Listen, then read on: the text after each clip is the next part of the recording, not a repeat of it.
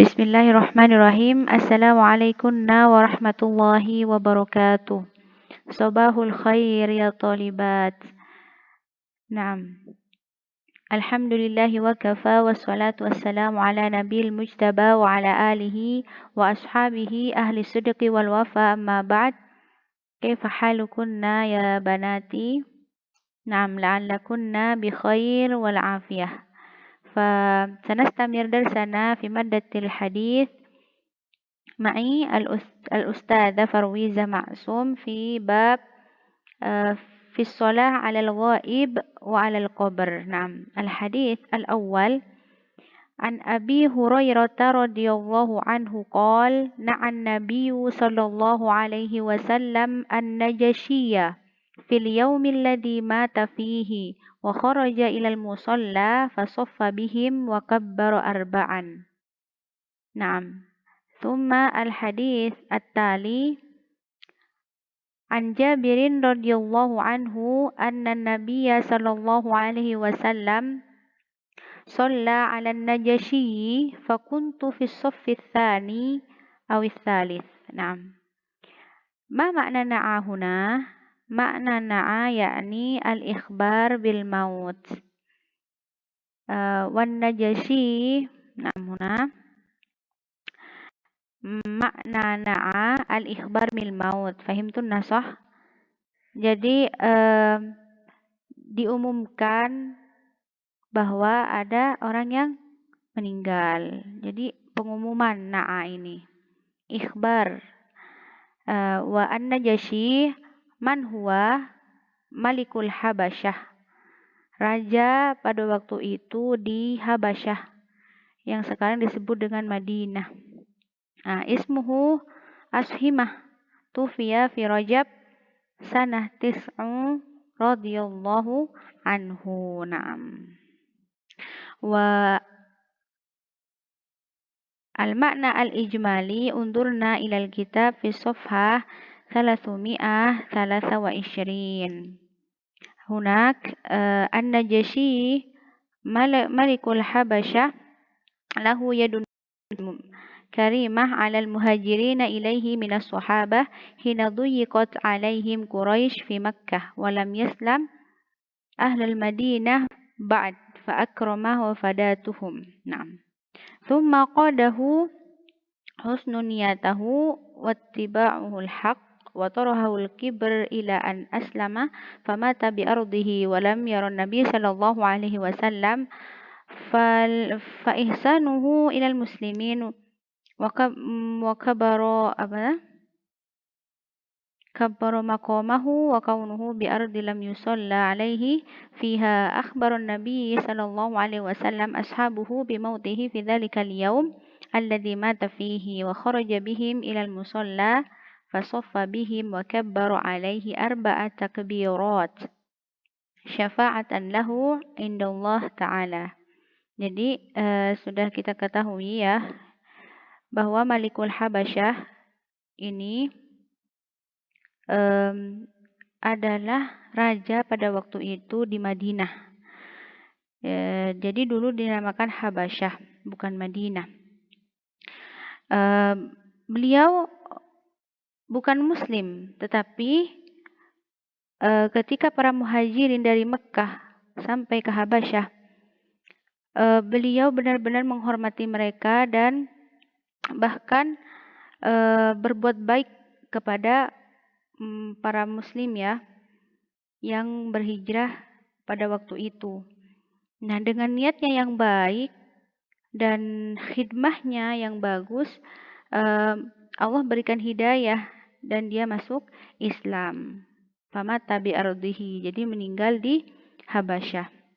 Walam yaron Nabi, dan Rasulullah pada waktu itu belum melihat kematiannya seperti itu, tetapi fiha akhbaron nabi ashabuhu bimautihi fi dzalikal yaum alladzi mata fihi, tetapi Rasulullah sallallahu alaihi wasallam mendapat kabar dari para sahabat kalau Malik Habasyah sudah meninggal. Nah, wa kharaja bihim ilal musalla. Nah, pada waktu Rasulullah sallallahu alaihi wasallam mendengar kabar bahwa An-Najashi meninggal, Keluarlah Rasulullah Shallallahu Alaihi Wasallam bersama para sahabat ke musola, fasoffa bihim, dan membuat sof, wa kabbaru alaihi arba'a takbirat, dan Rasulullah Shallallahu Alaihi Wasallam sholat dia sebagai imam untuk menyolati An-Najasyi, syafa'atan lahu indallah ta'ala, agar menjadi syafaat di hadapan Allah Subhanahu wa taala, seperti itu. Jadi ini salat gaib, ya. Di sini ikhtilafal ulama. Jadi perbedaan pendapat para imam, apakah salat gaib itu diperbolehkan, dianjurkan, atau seperti apa. Jadi kita baca. Ini Ustazah sudah jadikan seperti ini ya, di tabel. Jadi kalian harus paham ya. Nah, ashabul qaul, yang pertama Abu Hanifah wa Malik. Apa kata mereka? Annaha la tusyra'. Jadi tidak dianjurkan salat gaib. Ini perbedaan pendapat ya. Dan mereka sama-sama memiliki dalil insyaallah. Dan yang kedua itu Asy-Syafi'i, Al-Imam Asy-Syafi'i, annaha masyru'ah. Nah, katanya ini dianjurkan dan disyariatkan. Mana dalilnya? Ya hadis yang kita sudah baca. Na'an Nabiyyu sallallahu alaihi wasallam an-Najasyi fil yaumil ladzi mata fihi wa kharaja ila al-musalla fa saffa bihim wa kabbara arba'an. Naam. Ini dalilnya. Nah, yang ketiga Syekh Al-Islam. Siapa? Ibnu Taimiyah. Apa kata? Fihi tafsil. Jadi di sana dijelaskan di buku ya, di halaman 233 itu yang paling atas, Syekhul Islam bilang, in kana al-ghaib lam yusalla alaihi sulliya alaihi ka hadhihi al-qadiyah wa in kana qad sulliya alaihi faqad saqata al-fard bidzalika 'anil muslimin. Jadi ketika orang yang meninggal itu belum disolatkan, maka harus disolatkan seperti yang tertera di hadis tadi. Tetapi ketika sudah disolatkan, maka tidak perlu lagi untuk orang lain yang belum menyolatkan itu untuk solat. Jadi tidak usah seperti itu. Dan yang keempat, Syekhul Islam anil Imam Ahmad. Jadi Syekhul Islam lagi, tapi ini mengutip pernyataan dari Imam Ahmad. Apa katanya? Idza mata rajulun shalih sulliya alaihi. Jadi di sini ada istisna ya, pengecualian. Jadi yang disolatkan solat gaib itu adalah orang yang solih. Kalau tidak, ya tidak disolatkan seperti itu. Ini untuk solat gaib ya. Jadi An-Najasyi ini kan sudah masuk Islam dan sudah kita ketahui bahwa beliau adalah orang yang sangat baik kepada orang Muslim ya, orang yang solih berarti kan. Jadi dianjurkan untuk disolatkan solat gaib bagi yang belum menyolatkan pada waktu itu, seperti itu ya.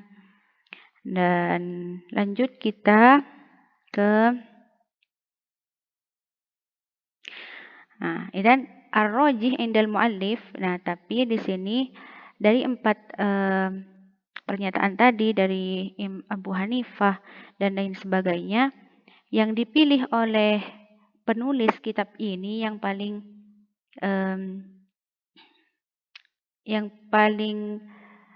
bisa diambil pernyataannya gitu, itu fa'innahum yusalluna ala man lahu fadl 'alal muslimin wa yatrukuna man adahu wa qala Ibnul Qayyim as-sahal aqwal hadha tafsil. Jadi kata penulisnya buku ini memilih bahwa yang disolatkan solat gaib itu adalah orang-orang yang memiliki kedudukan dan orang yang baik di antara orang muslim, ya seperti An-Najasyi ini. Tapi kalau tidak baik, bahkan itu munafik, yatrukuna man adahu. Jadi ditinggalkan dan tidak disolatkan gaib. Seperti itu. Nah, di sini ma yu'khadhu minal hadits. Yang pertama, Apa yang bisa kita ambil dari hadis ini? Masyru'iyah as-shalah 'alal mayyit. Jadi dianjurkan disyariatkan untuk kita menyolati orang yang meninggal seperti itu. Dan yang kedua, masyru'iyah as-shalah 'alal ghaib wa taqaddama anna al-ahadits laisa 'ala itlaqihi.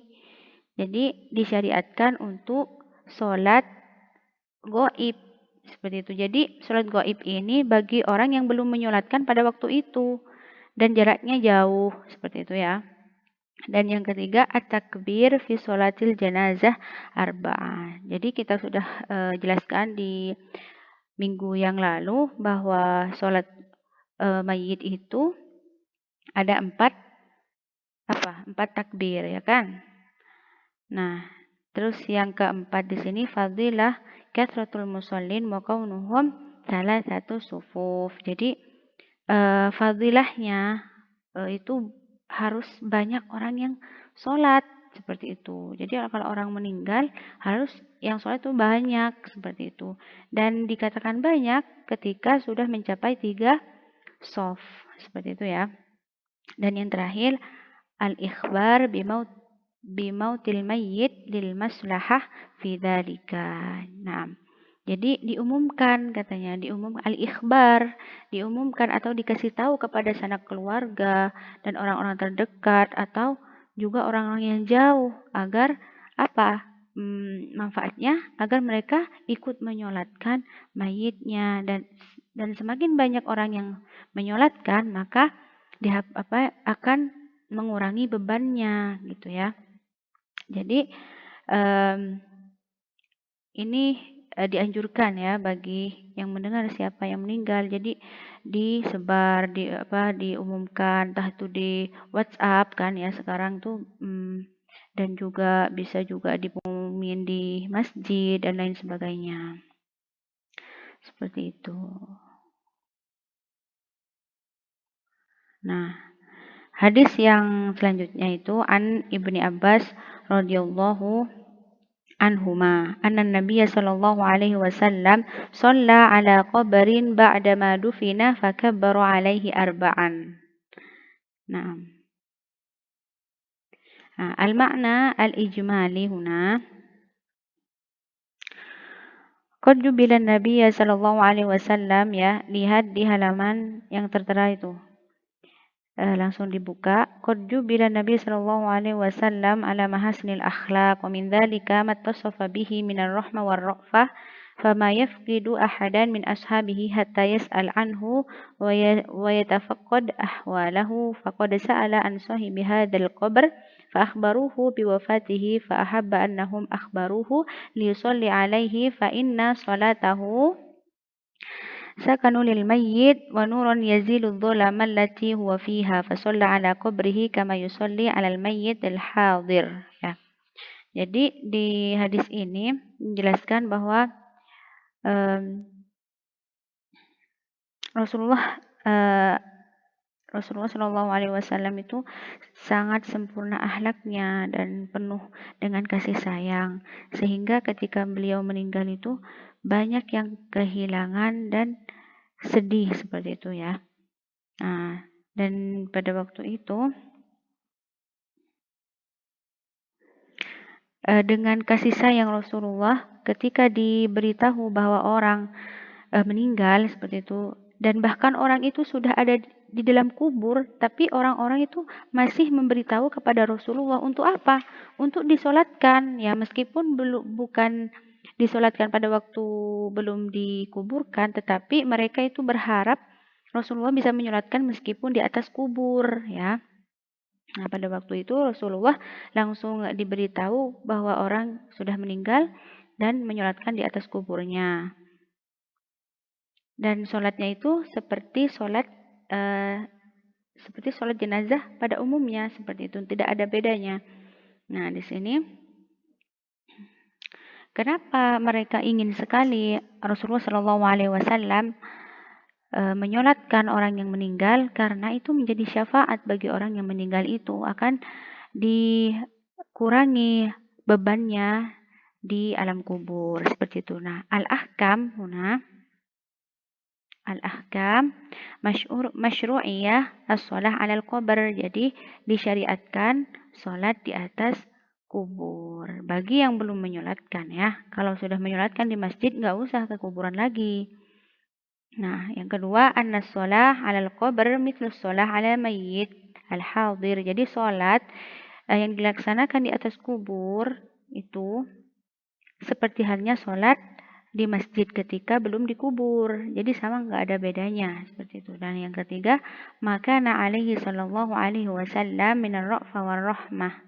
Jadi yang kita sudah jelaskan tadi bahwa Rasulullah Shallallahu Alaihi Wasallam memang sangat penyayang dan lemah lembut kepada para sahabat. Jadi ketika beliau meninggal, banyak dari mereka yang tidak percaya dan bahkan sangat sedih dengan kepergian Rasulullah Shallallahu Alaihi Wasallam. Ya, dan alhamdulillah kita sudah menyelesaikan berapa hadis tadi? 3 ya. Nah, Ustazah harap kalian pahami, kalian baca lagi, kalian dengarkan video ini lagi berulang-ulang sehingga bisa terekam baik di dhihn antum. Nah, sekalian. Untuk tugas mungkin Ustazah belum mengasih, tetapi mohon dihafal ya hadisnya. Dihafal itu sangat bermanfaat sekali buat kalian. Apalagi yang ingin menjadi seorang da'i, bagaimana menjelaskan kepada masyarakat kalau belum hafal hadis. Tapi insya Allah di ikhtibar, Ustazah tidak akan menanyakan hafalan hadis kecuali sedikit seperti itu ya. Mungkin kalau misalkan hadis yang sudah kita pelajari 30, mungkin Ustazah cuma minta 10 hadis untuk masuk ke ikhtibar. Jadi nggak tahu nih Ustazah mau minta hadis yang mana, jadi dihafal semua ya. Barakallahu fikuna. Dan bagi siapa yang sudah mendengarkan video ini, langsung di komennya di e-learning kalau misalkan susah, jadi di grup Telegram aja tidak apa-apa, jadi bilang fahimtu, istama'tu, alhamdulillah, seperti itu ya. Dan bagi yang belum paham atau ingin penjelasan lebih luas, maka langsung ditanyakan. Barakallahu fikunna wa fi ulumikunna. Semangat buat kalian, dan satu pesan Ustazah tidak tahu di sini kalian mendengarkan dengan baik apa tidak, kalian berusaha benar-benar apa tidak, tapi Ustazah yakin kalian adalah orang-orang yang mujtahidat semuanya ya, orang-orang yang berusaha untuk paham, untuk memahami agama kalian sendiri. Dan Ustazah benar-benar tidak sabar untuk bertemu dengan orang-orang yang sangat bersemangat untuk belajar agamanya. Ustazah doakan semoga kalian termasuk orang-orang yang diridhoi Allah, yang memang benar-benar Allah memberikan ilmu kepada kalian dan memberikan kalian pemahaman akan agama kalian.